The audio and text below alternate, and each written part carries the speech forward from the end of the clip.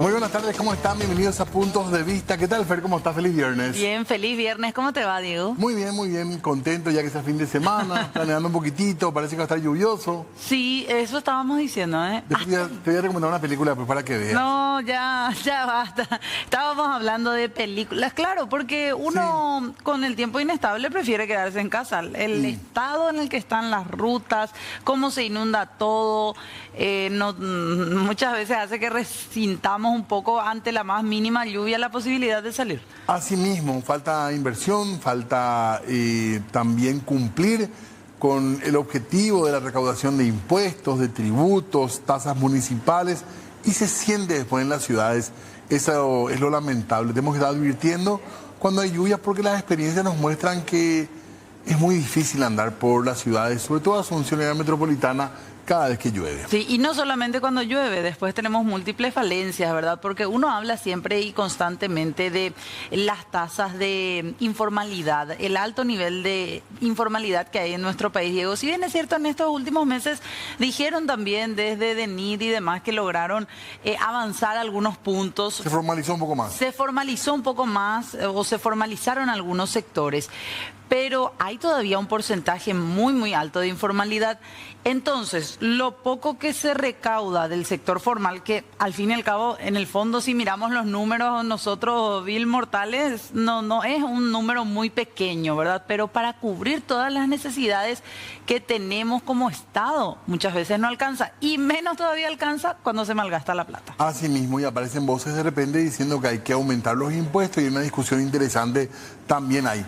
En ese marco y otros temas, por supuesto, vamos a hablar en la tarde y noche de hoy. Así es, por eso ya queremos saludar a nuestro invitado que nos acompaña, es el doctor Juan Sosa, presidente del Gremio de Abogados Convergencia. ¿Cómo le va, doctor? Gracias por venir, bienvenido. Al contrario, muchas gracias a usted, Fernanda, Diego, por la invitación, y un gusto poder compartir con la audiencia e intercambiar un poquitito algunas ideas y aportar un poco nuestra experiencia desde el Gremio de Abogados y la justicia, que también es una pata dentro de este problema. Claro que sí, doctor. Ha sido un año, el 2025, muy significativo con el tema de las mafias de los pagares, ¿verdad? Pero bueno, hay otro tema que queríamos abordar. ¿Por qué la preocupación principalmente del gremio, doctor?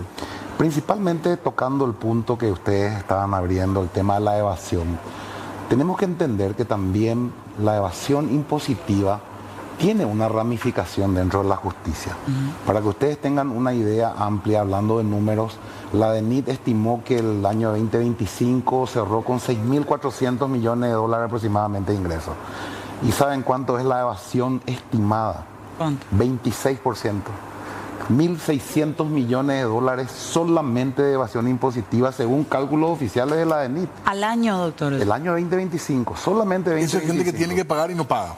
Gente que tiene que pagar y no paga. Y volviendo al punto de la justicia, a veces caemos dentro de el ilógico que aquel evasor, a través de artimañas judiciales, judicializando y llevando esto al punto de vista jurídico, logra otra vez años y años de pleito buscando o la impunidad o la prescripción.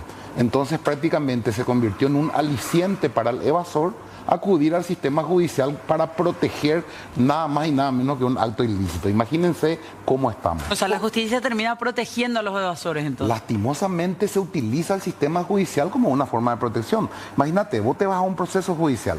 La DENIT te puede otorgar una pena. Sí. Esa pena llevas al ámbito judicial. Sí. Puedes fácilmente estirar 5 o 10 años. Y no pagar un solo... No pagar un solo guaraní. ¿Cuáles son las formas judiciales de esto? Vos primero recurrías ante la DENIT, decías. Sí. Y después llevas a donde lo contencioso. Contencioso administrativo. ¿Y cuál es la figura? Corte Suprema de Justicia, inconstitucionalidad y una cantidad de recovecos legales. ¿Cuál es un ejemplo así práctico de cuál sería la figura, por ejemplo? En primer lugar, la DENIT actúa y sanciona a través de una resolución. Sí. Sí. Esa resolución, evidentemente, la ley te permite recurrir. Claro. Te vas a lo contencioso administrativo. Ahí lo tenés unos buenos años. ¿Cuánto más o menos? Y fácilmente 1 o 2 años mal sumados. Y mientras no pagas, Nada, absolutamente. pero te va sumando intereses. Te va sumando intereses, sí, Puede pero, ser un golpazo. pero jugás con la prescripción, jugás con los errores del Estado, jugás con los abogados del Estado, que a veces sí, que a veces no. Cuestiones que realmente preocupan. Imagínate que hay una sola empresa que hoy tiene judicializado casi 3.500 millones de dólares de multa. Una sola.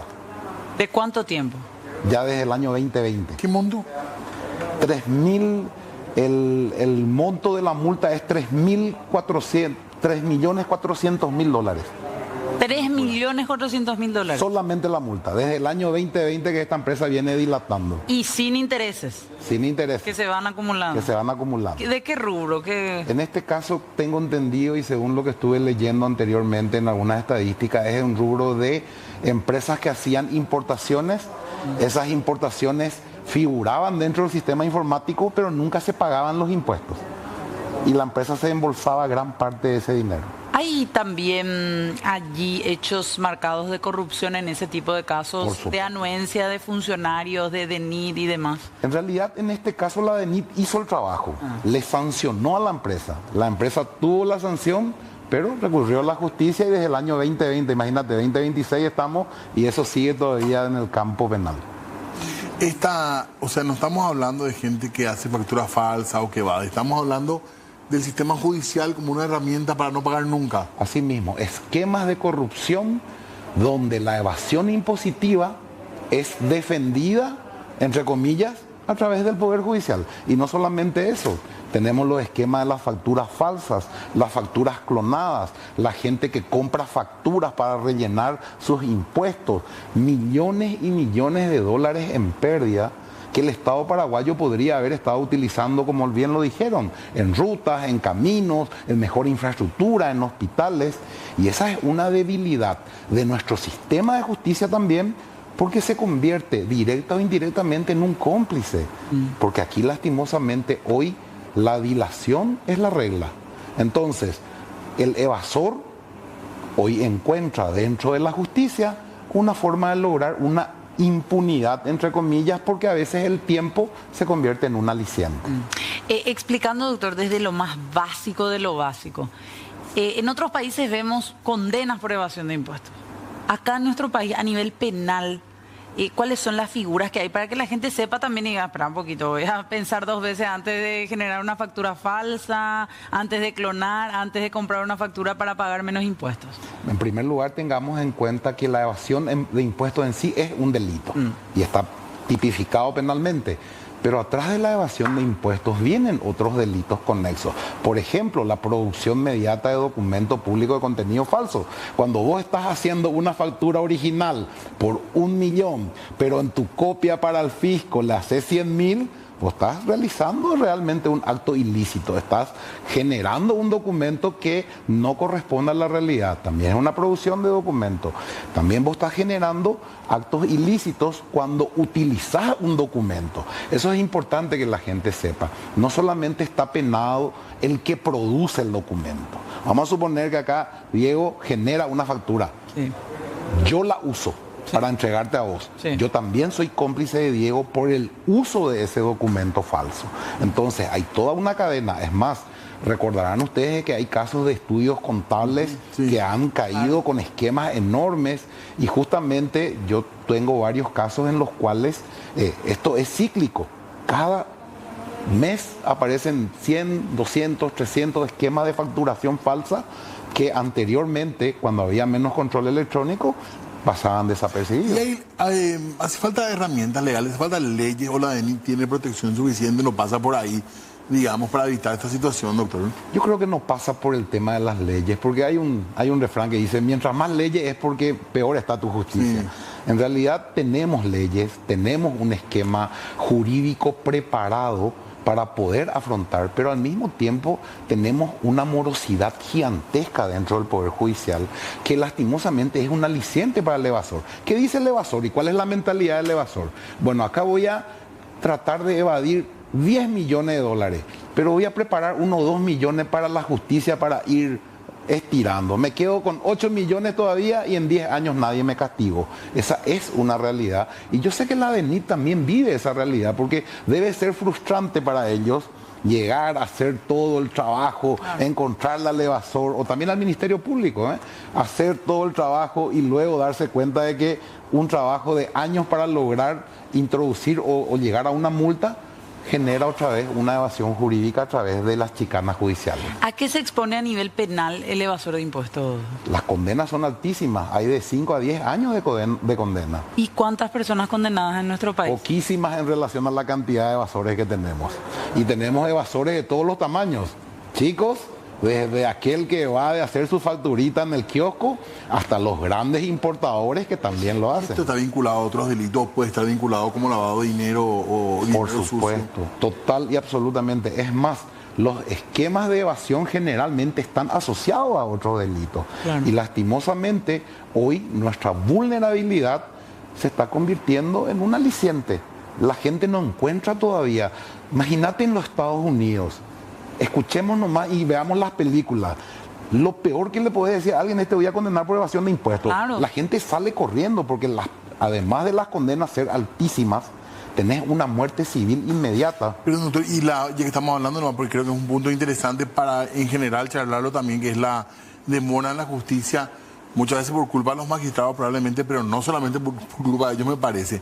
Para todo lo que tiene que ver con este tipo de situaciones y otras, solamente hay un juzgado, digamos, ¿verdad? Un tribunal, mejor dicho. En realidad, el Tribunal de Cuentas, que en realidad es una deficiencia del Poder Judicial, tiene 2 salas para toda la República. Para toda, claro. Dos salas para todo el país. Para toda la República. Y ahí están. Eso es lo contencioso, ¿verdad? Contencioso administrativo. Imagínate que ahí tenés todo lo que tiene que ver con funcionarios del Estado, porque también Sí. ellos litigan ahí, multas o sanciones del Estado, cuestiones administrativas contra el Estado en su carácter de persona jurídica de carácter público, y es imposible que 2 salas puedan administrar. Son 2 todo salas, eso. perdón, con 3 jueces cada una. Así mismo, son 2 tribunales. O sea, Tribunal contencioso estamos administrativo. hablando todo lo público, hay que litigar, se litiga, o sea, lo definen 6 personas a nivel país o en la sucursal. A nivel país. Ah. Y te voy a decir algo peor. Y si apelás eso, va todo a la sala penal de la Corte. Ni siquiera tenemos una sala especializada en la Corte para cuestiones que referías a tributos. Va y se mezclan con los miles y miles de casos penales otra vez, y la sala penal es la que actúa como órgano revisor. Y hay planteo de reforma, doctor. decime si no tenés tiempo para dilatar. Claro. Dilatar. ¿Y cuándo prescribe una evasión de...? Bueno, el tema de las prescripciones es muy, pero muy delicado en cuanto a cómo también los funcionarios del Estado que están salvaguardando los intereses del Estado, los abogados, utilizan sus causas. ¿Por qué? O cuidan sus causas. Porque puede darse que un juicio en lo contencioso administrativo se inicie y luego no se le dé seguimiento, ni siquiera prescribe, Fernanda. Directamente por la falta de seguimiento caduca la instancia y quedan prácticamente libres los evasores. No se mueve el expediente un No se tiempito. mueve el expediente, o si no se mueve lentamente, ¿verdad? ¿Y en el caso de que sí le dé el seguimiento correspondiente? Si se le da el seguimiento, nosotros tenemos generalmente condenas, hablamos siempre dentro de lo contencioso, después Sí. podemos ir a lo penal, que pueden durar 2 o 3 años en primera instancia y otros 2 o 3 años en sala penal. ¿Y a nivel penal cuándo podría prescribir un delito de evasión de...? Una vez que el delito penal tiene ya una investigación fiscal y tiene ya prácticamente una causa penal, entramos dentro de lo que es la temática penal, que habla de el doble de la pena.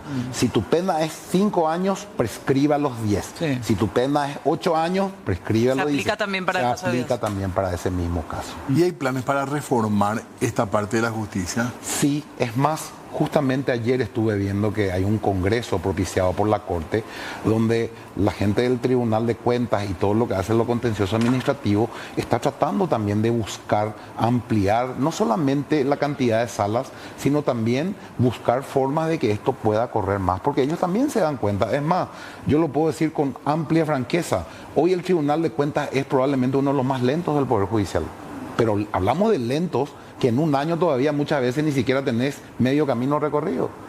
Y podemos culparle a los jueces. Y no sé, cuando le estamos cargando toda la República en un solo canasto, yo creo que el error es estructural y el Poder Judicial debería mejorar un poquitito ese estamento. Doctor, y hablando un poco de esta situación, mucha gente te dice, bueno, pero yo para qué voy a aportar en mis impuestos si lo que ya se aporta no veo que resulte. O sea, tampoco lo que, como decíamos al inicio, yo decía en particular, lo poco que se aporta parece no ser suficiente porque al final vemos otra vez hechos de corrupción constantemente en el gobierno. Y no estoy justificando la evasión de impuestos, pero ese es un pensamiento muy recurrente, muy popular de decir, no, oye, upa ointe con la plata, ¿verdad? Yo creo, Fernanda, que eso es un sentimiento arraigado en todos nosotros, hasta yo me siento identificado con eso, pero tenemos que salir de ese simplismo, yo te hablo como ciudadano, porque al final todos de alguna u otra forma necesitamos que el Estado funcione. Claro. Y cuando no funciona, todos somos víctimas de esa ineficiencia del Estado. Imagínate, hoy cuando salís de tu casa, estás pasando por una calle en mal estado. Hay una calle que nos está llevando, cuando tenés un sistema de agua, un sistema de energía eléctrica, podría mejorarse muchísimo, pero todo eso también depende de nuestro granito de arena como ciudadanos, porque al final, como es una cosa pública, no nos sentimos compenetrados, no sentimos que eso se está usando bien, pero de alguna forma no tiene que ser un aliciente para que no. Nosotros lo que tenemos que hacer es ser más contralores y más duros con nuestras autoridades. Claro. Pero no decir yo no voy a aportar porque no veo porque lo que se roba luego. Porque se roba. No, al contrario. La impunidad para el que roba. Vamos a atacar con fuerza. A aquel político que roba, llevémosle a la cárcel. A aquel administrador de fondos del Estado que administra en forma eficiente, llevémoslo ante los tribunales. Pero igual nosotros como ciudadanos tenemos la obligación de colaborar todos para que este país siga creciendo. Doctor, saliendo un ratito de este tema, aunque está vinculado obviamente también a la mora judicial, ¿les preocupa lo que se está hablando a raíz de la reforma de la caja fiscal, que se daría una renuncia importante de jueces, magistrados, juezas que estarían saliendo para evitar el nuevo régimen de jubilación? Nos preocupa muchísimo, y ahí voy a entrar en dos temas delicados. Como gremio nos preocupa la gran salida de jueces que se está dando por dos cosas. Uno, porque están saliendo jueces de la generación vieja. Los jueces que realmente tenían fuerza, tenían autoridad, tenían conocimiento. Y hoy en nuestro Consejo de la Magistratura no encuentro la tranquilidad y la seguridad de que realmente van a nombrar a los mejores. El Consejo de la Magistratura está politizado. Los políticos... Como nunca, ¿verdad? Como nunca. La Corte está politizada. Hoy estamos ante uno de los peores poderes judiciales de la historia. Y lo peor de todo es que tanto en el jurado de enjuiciamiento de magistrados como el Consejo de la Magistratura se utiliza como un garrote político para perseguirle al adversario de turno, para perseguirle a aquel que no está de acuerdo contigo o para perseguirle a aquel que por algún motivo está contra tus intereses. La justicia se convirtió en un garrote que utiliza al poderoso para golpearle a su adversario. Y hoy en ese marco y con este Consejo de la Magistratura totalmente politizado, que recibe órdenes para ver quién va a ser el juez, el cuate, el amigo, el correligionario, el socio, el que apoyó en la campaña, imagínate, ese es el Consejo que va nada más y nada menos que designar nuestros nuevos jueces. ¿Quiénes serán nuestros jueces? ¿Viste lo que pasó en la Facultad de Derecho de la UNA? Que los profesores eran personas imputadas. Claro. ¿Cuál es el ejemplo que estamos dando como sociedad nosotros los abogados? ¿Por qué el gremio de abogados en general, digo, evidentemente no encabeza, digamos, el intento de cambio de reforma? ¿Por qué siempre termina ganando gente en los espacios que hay vinculada otra vez al mismo poder político? ¿Qué pasa ahí? ¿Es cómodo para algunos abogados esto? En primer lugar, tengo que reconocer que estamos fallando, tal vez no está llegando el mensaje, tal vez no estamos llegando a los colegas. El mensaje es claro y directo: este sistema de justicia está colapsando porque nosotros estamos permitiendo que delincuentes con matrícula estén llegando a cargos importantes. Y es un defecto y un error nuestro que nosotros como abogados tenemos que reconocer. ¿Por qué dejamos de llevar a los mejores para llevarle a los amigos?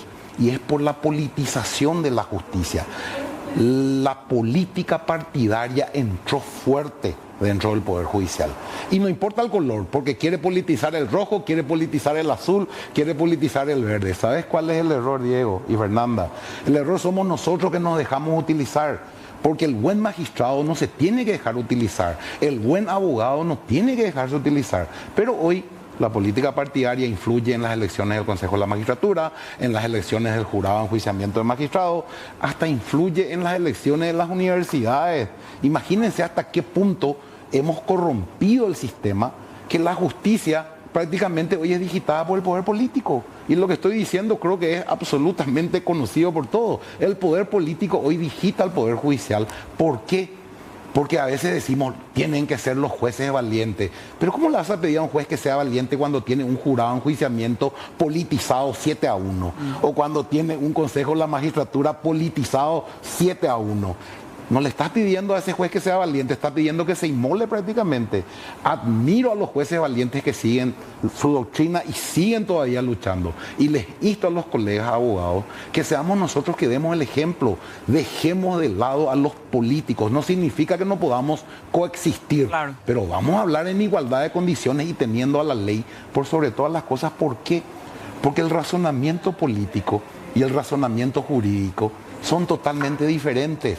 El político tiene un interés directo en llegar para realizar un acto predeterminado o para generar un acto. El jurista no. El jurista tiene un marco normativo. Y si ese marco normativo está por sobre incluso su apetencia o su cuestión personal, él tiene que respetar el marco normativo. Tenemos que tenemos que recuperar la dignidad de la justicia y para eso tenemos que hacer esfuerzos. Y esos esfuerzos implican reconocer errores, corregir errores y tener una conversación con la clase política en igualdad de condiciones, sin sometimiento y sin ningún patrón que tenga que estar diciendo quién va a ser juez, quién va a ser fiscal. Porque al final esa gente es la que genera la mora judicial, los actos de corrupción, la evasión, las sentencias aberrantes. Porque te pregunto, Diego y Fernanda, si vos sabes que la justicia te va a condenar, ¿te vas a animar a hacer? Vas a pensar dos veces. Pero acá el evasor tiene una justicia genuflexa, complaciente, morosa, lenta. Entonces dice, no importa, vale la pena. Lo que robo voy a repartir un poquitito y el resto ya me voy a quedar en impunidad. ¿Ustedes en Convergencia trabajan como un gremio de abogados de qué tipo, doctor? Nosotros somos un gremio de abogados que tratamos de aportar a la sociedad proyectos de ley. Trabajamos también para la reforma justamente del jurado y del consejo, en razón de que hoy no podemos permitir que la clase política haya prácticamente avasallado la cantidad de miembros. Queremos reformar también la forma de selección. Hemos presentado también en pandemia varios proyectos para que lo que hoy estamos viendo, el sistema informático, que sea todo más ágil. No puede ser que en el pleno siglo XX, cuando todo se aprieta un botón, nosotros tengamos que ya llevar papeles todavía. Eso está mejorando mucho en la Corte, a través de la gestión de la Corte Suprema, hay que reconocerla. Y así, somos un gremio que está trabajando permanentemente y sentimos esta necesidad, porque estamos en contacto directo con el justiciable y también con magistrados que muchas veces no te lo dicen en público, lo que te dicen en privado. Hay magistrados que me dicen, me traen la sentencia ya hecha como para que yo firme. E incluso le llaman por teléfono a autoridades y le dicen, no hace falta que leas, ya está todo bien, seguís nomás ya, firmar nomás ya. Imagínate a qué punto. Y ese magistrado es el que tiene que irse al jurado después. Claro. Donde tiene justamente a esa persona que le está llamando como una de las cabezas visibles. Hoy esa es nuestra realidad. Tenemos que cambiar esa realidad porque si no, lastimosamente, vamos a seguir 10 años más plagueándonos en lo mismo. Totalmente. Y sumado nada más a eso también, al fin y al cabo, cuando está esa justicia esos órganos están cooptados por poderes políticos, son esos mismos poderes políticos los que facilitan el ingreso de evasores. Ustedes hablaban también de alteraciones o, mejor dicho, todo un sistema que se mueve también para sobrepasar las normativas, por ejemplo, aduaneras. O sea, son básicamente más de lo mismo otra vez. Es el político llamando para que pase un cargamento, es el político para que pueda evadir un impuesto. Escoltando, Fernanda. Hay camionetas de políticos que escoltan camiones que están evadiendo impuestos. Y hay políticos que llaman por teléfono a las autoridades y decir, se cayó ni un camión en tal parte, podemos ayudar un poquitito, mover un poco. Esa es una realidad. ¿Por qué? ¿De dónde salen los montos y las campañas proselitistas multimillonarias que gastan mucho para llegar a la justicia? Sale de ese dinero sucio. ¿Nos acordás los chats de Lalo? ¿Cuántos Lalos hay todavía vigentes que están desde la oscuridad trabajando? ¿Cuántos Lalos están digitando quién va a ser el fiscal, quién va a ser el juez? ¿Cuántos Lalos están defendiendo al evasor? O sea, la silla no se queda vacía. Claro, por supuesto. ¿Y cuánto porcentaje de lo evadido va para los muchachos, para que el sistema siga igual que siempre. Pero hay un superávit de NIT que constantemente se va actualizando. Ellos dicen vamos aumentando la cantidad de ingresos. La DENIT está haciendo el trabajo. La DENIT está creando sistemas, está creando normas. Veo que la DENIT está trabajando mejor. ¿Y los controles? Veo que los controles tal vez tengan que mejorar, pero por lo menos imagínate, tenemos una recaudación que va creciendo. Pero no están sometidos también a ese mismo poder político. Yo creo que hoy la DENIT está dando ejemplos, porque le suelo escuchar a Óscar Orué, lo suelo escuchar que él denuncia públicamente, y creo que ya lo habrá hecho con ustedes, y me parece muy bien, y le felicito públicamente. Esa es la forma de desenmascarar. Cuando te llamen a presionar, contarle a la prensa, contarle a la gente, si ustedes son el nexo con la ciudadanía, cuéntenle a la gente lo que pasa, para que esos políticos, por lo menos por vergüenza, nos llamen a presionar y generar todo este sistema que hoy perjudica, porque como bien lo dijeron, de ahí sale los hospitales, las calles, los rubros, los recursos, de lo que el dinero puede llegar al Estado en forma lícita. Claro, totalmente. Bueno, doctor, más que agradecerte por estar con nosotros, por un poco iluminarnos también y por darnos esos números duros también del inicio. Usted decía, y para reiterar nomás eso para la gente que se va sumando, 1.600 millones. Aproximadamente es lo que se evadió el año pasado. Solamente el año pasado. Solamente el año pasado. Millones de dólares. La DENIT habla de que el ingreso aproximado fue 6.400 millones. Y la misma DENIT habla de que hay un porcentaje de evasión impositiva aproximado del 26%. Ante eso no habría que fortalecer también la DENIT en todo caso. Yo creo que hay que fortalecer todas las instituciones y que hay que trabajar en forma coordinada. La DENIT que haga bien su trabajo, la justicia que haga bien su trabajo y las demás entidades del Estado que hagan bien su trabajo. Porque si solamente la DENIT trabaja bien, pero la justicia actúa con impunidad, no sirve. O si la DENIT no hace su trabajo, la justicia tampoco lo va a hacer. Yo creo que es importante juntarnos, armar un gran equipo nacional rojo, blanco y azul y empezar a trabajar por este Paraguay que tanto necesita de sus instituciones y de sus autoridades. Gracias, doctor, por el tiempo, muy amable. Muchas gracias, mi respeto de siempre. Muchas gracias también a usted. Tenemos que hacer una pausa. Un breve corte y ya volvemos. Señor. 19:37, 32 grados de temperatura, cerca del fin de semana, todavía hay información para compartir. Así es, señor, y tenemos que seguir hablando del caso de Erico Galeano. Asimismo, ya pasado por de pronto, al menos lo judicial, todavía van a haber novedades judiciales. La cuestión política también. La cuestión política, porque recordemos que Erico Galeano, condenado hace unos días a 13 años de cárcel por lavado de dinero y asociación criminal, no va a ir a la cárcel todavía. Tiene la famosa medida alternativa a la prisión y decía el presidente del tribunal, esto se va a mantener así hasta tanto la decisión judicial quede firme o se le saque básicamente la investidura del senador, o sea, se lo expulse de la Cámara de Senadores. Asimismo, hasta el momento cuesta encontrar respuestas firmes del sector del cual fue parte hasta hace poco, el oficialismo colorado. Recordemos que se abrió de la bancada HC, aunque sigue siendo cercano en muchos sentidos, como el voto, por ejemplo, pero cuesta conocer la postura de los legisladores que por lo visto todavía no recibieron una bajada de línea en tal sentido. Y de hecho que ese blindaje que se dejó entrever en estos días cuando uno le consultaba a cualquiera de los legisladores de Honor Colorado, incluso algunos de ellos todavía hacían referencia a Erico como un compañero de bancada. Entonces, muchos evitaron opinar acerca de esta situación. El propio Santiago Peña, ayer consultado por colegas en el interior del país, decía, es una decisión judicial y se limitaba a solamente mencionar eso. Pero en el Congreso, obviamente, sectores de la oposición, quienes más van a ser, están pidiendo e insistiendo con que él tiene que renunciar directamente e incluso miden un poco las situaciones porque en otros casos, y obviamente salvando las distancias y las diferencias, Yaminal fue expulsada sin ninguna resolución judicial, sin ninguna sentencia. Katia González, ni qué decir. Así mismo. ¿Cuántos otros más en periodos anteriores también? Sí, claro, por supuesto. ¿Y qué pasa en este caso? Cierto, no es una sentencia firme, pero hay personas que ni siquiera estaban todavía con una investigación abierta en la fiscalía y ya fueron expulsados. Ya fueron expulsados. Sí, bueno, de hecho, si podemos comparar con el ejemplo nomás de las gobernaciones donde ya deciden sacarle el almuerzo a algunos gobernadores que por lo visto no son del agrado, por denuncias, por publicaciones, pero no por informe siquiera de Contraloría, por ejemplo. Y no son siquiera denuncias firmes, o sea, son sospechas. Así mismo.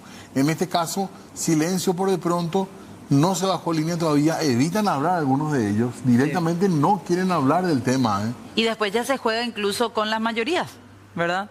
Con cuál es la mayoría que rige en este caso, si es que van a aplicar el procedimiento de pérdida de investidura. Algunos dicen no se quieren prestar también al juego de tener que decir que necesitan sí o sí 30 votos, porque eso sería avalar lo que habían hecho en ocasiones anteriores, ya con el caso Katia, por ejemplo. En fin, igual insisten algunos sectores de la oposición con que directamente sea el propio Erico Galeano el que renuncie. Bueno, yo creo que después de todo este análisis, todo este tiempo que se ha utilizado en este proceso, naturalmente lo que corresponde y hubiera correspondido hace rato es la renuncia de parte de Erico Galeano. Pero como acá eso es imposible porque jamás se respetó el código de ética que tiene el Congreso, ni prevé una expulsión, sino una simple amonestación de parte del Congreso, y jamás se implementó con ningún senador.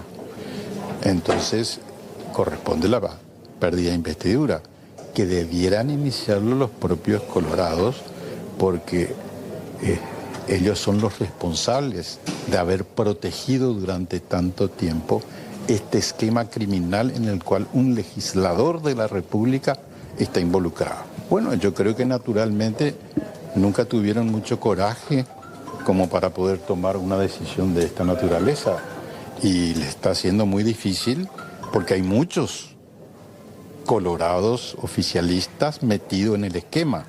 Y se pueden ventilar muchas cosas a partir de que ellos tomen una decisión de esta naturaleza. Por lo tanto, es legítimo el temor a tomar esta decisión. Fede, esto puede ser muy largo además. Claro. En términos de hasta que quede firme. Por eso, es larguísimo, porque recién se dio la sentencia en primera instancia.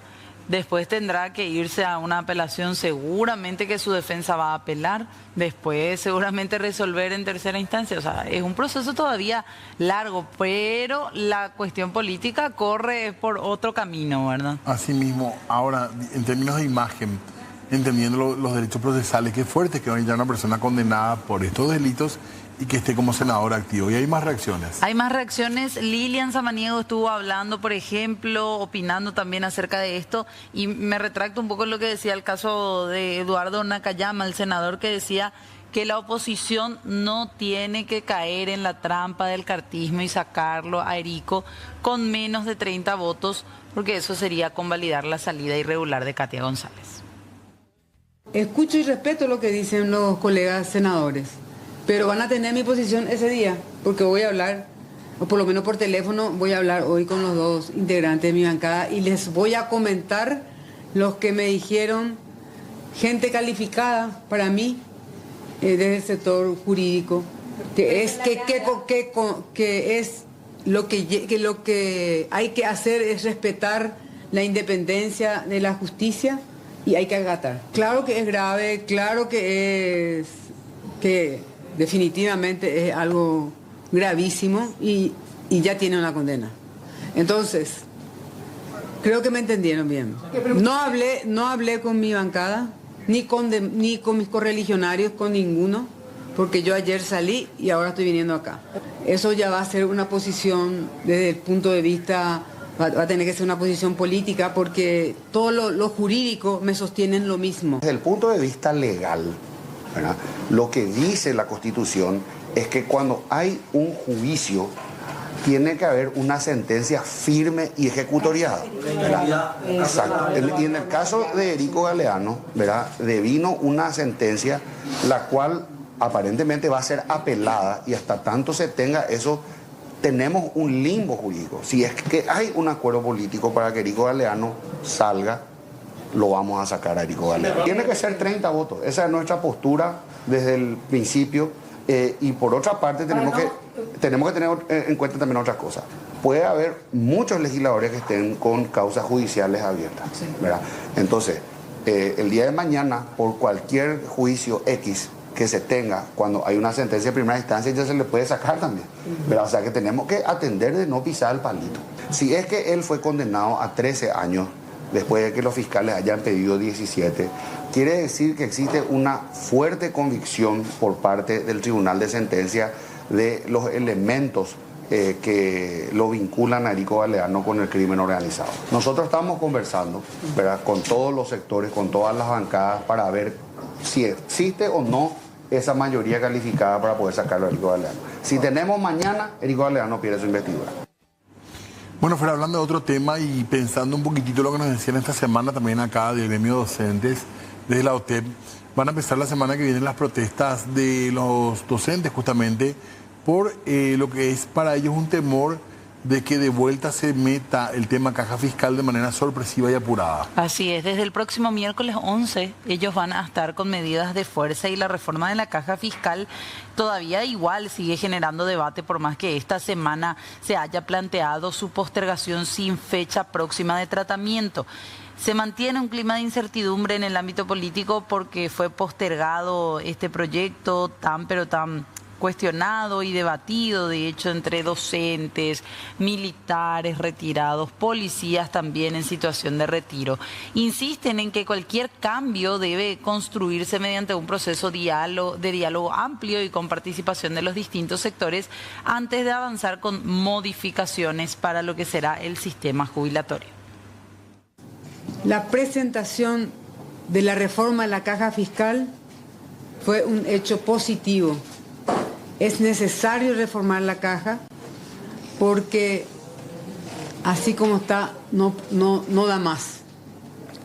Lo que yo he hecho es abrir las puertas de mi oficina para que aquellos gremios que no estén siendo escuchados sean tenidos en cuenta en la Comisión de Hacienda, en la Comisión de Legislación. Y de ahí que le recibía una cantidad de gremios que le había dejado la lista. Y gremios militares, de la Policía Nacional, del sector de la educación.